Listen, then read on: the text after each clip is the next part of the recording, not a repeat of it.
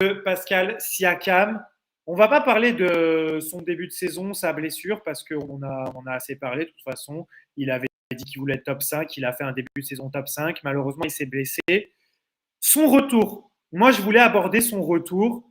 Victor, qu'est-ce que tu as pensé de son retour À titre personnel, je vais donner mon avis avant parce que moi, j'avais des craintes. Parce qu'avec Siakam, on sait que c'est un joueur de rythme. On sait qu'il avait bossé comme un acharné pendant l'été pour avoir ce rythme, pour avoir ce niveau. Et il y a un historique avec Siakam de blessures et derrière, bah, tu ne retrouves pas exactement le même joueur. Est-ce que tu avais cette crainte? Est-ce que le match d'hier a quand même un peu balayé d'un revers de manche cette crainte-là?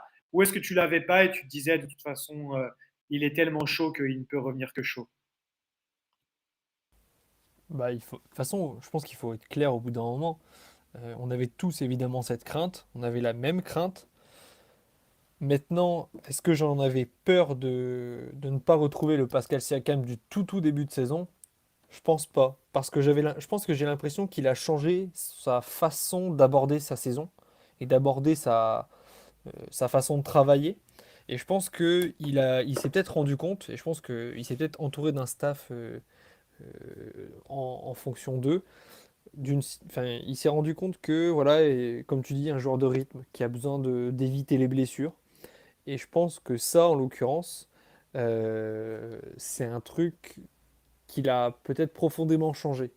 Le- On sait que les Raptors ont une bonne capacité à gérer les joueurs blessés. On sait qu'ils ont un bon staff pour ça. Je pense qu'on n'est pas trop inquiet concernant les rechutes ou alors concernant les joueurs blessés mais qui se surblessent par retour trop rapide. Enfin bref. Euh, Siakam hier a montré. Alors pourtant, il a fait un match que j'ai trouvé quand même relativement intéressant, hein. 18-11-5 pour un retour. On a vu pire, hein. On a vu des joueurs rentrer plus tranquilles.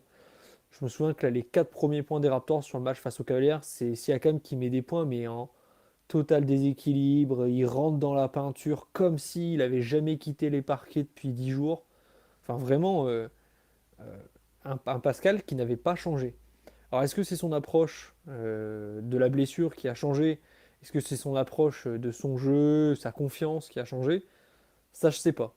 Mais une chose est sûre, c'est que j'ai l'impression et je l'ai dit tout à l'heure chez TBA, on a un Pascal Siakam qui a évolué. On est sur un Pascal Siakam, c'est bon. On a fini avec le joueur de simple rythme qui, à la moindre blessure, reviendra un peu moins fort qu'au début. J'ai l'impression qu'on est quand même sur un Pascal plus fort mentalement aussi. Sur le mental, je pense il a aussi assimilé le fait qu'il devait être aussi un leader. Et qu'un leader, même blessé, il revient aussi fort qu'il l'était. Je pense que ça, c'est important à noter. C'est qu'avant, on savait que Van Vliet pouvait être un leader. On doutait de Siakam. Je pense que c'était légitime de penser qu'il ne pouvait pas être forcément le leader de ces Raptors. Il a prouvé le contraire. C'est-à-dire qu'il peut être aussi un leader tout autant que Fred Van Vliet. Et le match d'hier m'a presque. Alors, je dirais enthousiasmé, c'est le terme que j'aimerais utiliser, mais c'est presque plus que ça. Pascal Siakam, vraiment, maintenant, mais j'ai plus de stress. Avant, je stressais du fait qu'il revenait après un ou deux matchs d'arrêt ou alors sur une chute, bien, il va se blesser, c'est vrai qu'il est quand même, voilà, on sait jamais, etc. Là, j'ai l'impression qu'il, physiquement, mentalement, on a un autre Pascal Siakam sur le terrain. Et ça me rassure. Et je pense que ça a rassuré beaucoup de monde aussi de le voir dans son état de forme qu'il a pu montrer hier. Et je pense que c'est aussi ça qui a pu donner de l'envie à d'autres joueurs. Et je pense que c'est un formidable modèle à suivre pour des joueurs comme Scotty Barnes, qui ont la fougue de la jeunesse, qui ont le talent à plus savoir comment foutre, mais qui ont besoin aussi d'un petit peu de stabilité, de clarté dans leur jeu, et aussi de rencontrer des joueurs qui ont un mental qui fit parfaitement avec la NBA moderne, qui est très exigeante et qui ne laisse plus le droit à l'erreur à des joueurs. On le voit, hein, le turnover devient de plus en plus difficile de garder sa place en NBA. Pascal aujourd'hui est devenu un réel joueur impactant, important pour les Raptors, et ce retour ne fait que le confirmer. Je pense que tu as pointé du doigt exactement tout ce que j'avais en tête. Un Siakam qui a changé mentalement, qui est sûr de sa force, qui s'est mis en tête qu'il faisait partie des meilleurs joueurs de la ligue. Et et qui a tellement fait de répétitions à l'entraînement acharné qu'il connaît son jeu. On sait aussi que le jeu, au fur et à mesure des années pour les joueurs, comme ils disent, ça ralentit pour eux. Et vraiment, là, je pense que le jeu pour Siakam, il va vraiment très, très doucement, à l'image de la passe qu'il a sortie sur OG Anunoby, là, quand il est en extension sur la contre-attaque, il lui donne le ballon, même sans le regarder. Je pense qu'il sent le jeu maintenant. Ça lui a pris plus d'années que d'autres superstars, tout simplement parce que Siakam s'est mis au basket à 16-17 ans et il n'a pas eu tous les fondamentaux que tu as quand tu joues quand tu es petit. Il n'a pas été une star dès le début, donc il a appris à être une star. Et le côté leader, c'est quelque chose dont beaucoup ont parlé ces derniers temps. Fred VanVleet en a parlé, il est beaucoup plus vocal, il prend ce rôle à cœur. Siakam a dit en interview que c'était qui il était, mais juste il l'exprimait pas avant. Donc ça, c'est super. Et puis c'est un exemple, comme tu dis, quand tu écoutes Scottie Barnes après le match hier, il était comme un dingue d'avoir un joueur comme ça dans son équipe. Il disait, des journalistes lui demandaient, est-ce que tu t'essayes de le copier et tout. Il disait, oh attendez, moi je suis pas à ce niveau-là, quoi. Donc c'était assez drôle de voir ça, mais d'avoir un exemple comme ça. Siakam qui est le premier à l'entraînement, le dernier à partir, le premier à arriver. C'est un peu des clichés souvent, mais c'est vraiment réel avec Siakam qui a basé toute son évolution là-dessus. Donc voilà, un exemple parfait pour cette équipe. Et en plus, il prend son rôle de leader à cœur. Est-ce que tu as un truc à ajouter, Alex? On a beaucoup parlé sur Pascal, mais on aime parler sur Pascal.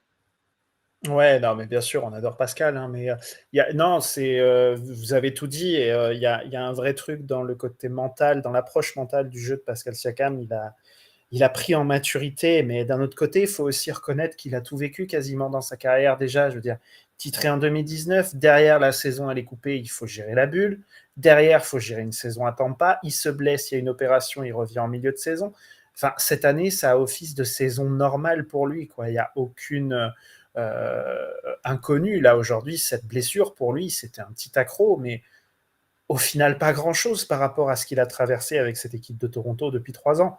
Donc, c'est une très bonne chose qu'il ait réussi à assimiler tout ça et qu'aujourd'hui, tout le reste de l'effectif de Toronto puisse se dire ok, tout le monde derrière Pascal Siakam, tout le monde derrière notre leader, ancien MIP, All-Star, qui déclare en début de saison qu'il veut être dans la conversation des 5 meilleurs joueurs de la ligue. Bon, bah voilà, on y va. Ok, maintenant on a parlé en début de saison, maintenant on le montre et jusque-là, force est de constater que on n'a pas grand-chose à lui reprocher à Pascal, quoi. Donc voilà, c'est une très bonne chose et on attend d'en voir plus, un plus grand échantillon sans blessure, on espère.